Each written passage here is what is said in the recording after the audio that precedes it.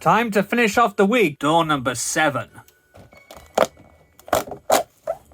And it is a thing.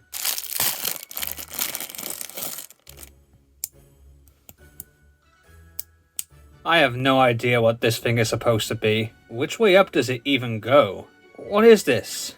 Is this Rocket Raccoon's missing rocket? Is it a pogo stick?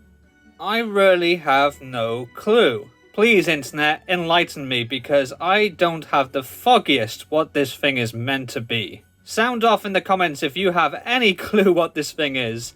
Don't forget to like and subscribe to find out what other randomness is behind door number 8 in the LEGO Marvel Guardians of the Galaxy Advent Calendar. Maybe it's a self-replicating shoe polish remover.